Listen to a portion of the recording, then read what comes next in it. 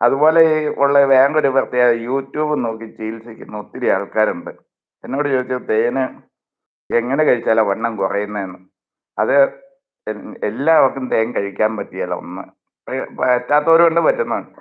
നമ്മൾ പറഞ്ഞെന്നും പറഞ്ഞ് കഴിച്ചിട്ട് എന്തെങ്കിലും പറ്റിയാൽ നമ്മളെ കുറ്റക്കാരൻ. അതുകൊണ്ട് യൂട്യൂബിലെ ഒരു ചികിത്സയും ഒരു മനുഷ്യരും ചെയ്യരുത്. ഒരു ആയുർവേദ വൈദ്യൻ ആളിനെ കണ്ട് ആളിൻ്റെ തൂക്കവും പ്രായവും ഡോസും പല കാര്യങ്ങളും ചോദിച്ച് അതിന് അലർജി ഉണ്ടോയെന്ന് മനസ്സിലാക്കിയിട്ടാണ് മരുന്ന് കുറിച്ച് തരുന്നത്. ഈ യൂട്യൂബിൽ പഥ്യം പറയലോ ഒന്നുമില്ല. അത് കഴിച്ചാൽ പോവും, ഇത് കഴിച്ചാൽ പോവും. സംഗതി അതുകൊണ്ട് പോയില്ല. ആള് പോയാലോ? എനിക്ക് അനുഭവമുണ്ട്. നമ്മുടെ അടുത്തൊരാൾ ഇവിടെ എൻ്റെ അടുത്തുള്ളതാണ്. ടൗണിൽ ഒരു സ്ഥാപനം നടത്തിക്കൊണ്ടിരിക്കുന്നത്. പുള്ളി ഒറ്റമൂലി കഴിച്ചു. ഒറ്റമൂലിയാണെന്നും പറഞ്ഞ് കഴിച്ച് യൂട്യൂബിൽ കണ്ടാണോ പുള്ളി മേടിച്ചാണോ കഴിച്ചതെന്നറിയില്ല. എന്നാണേലും ആളിൻ്റെ കിഡ്നി അടിച്ചു പോയി, ആൾ മരിച്ചുപോയി. രണ്ടുപേര് പോയി. ഒരാൾ ഓട്ടോറിക്ഷ തൊഴിലാളിയായിരുന്നു. ആ പുള്ളിയുടെയും കിഡ്നി പോയിട്ടാണ് പോയത്. അപ്പം ഈ ഒറ്റമൂലി എന്ന് പറഞ്ഞു കൊടുക്കുന്ന എല്ലാ സാധനമൊന്നും നമുക്ക് വിശ്വാസയോഗ്യമായിട്ട് കഴിക്കാൻ പറ്റത്തില്ല. അതിന് ശാസ്ത്രീയമായിട്ട് ഒരു അടിത്തറയില്ലാത്തതാണ്.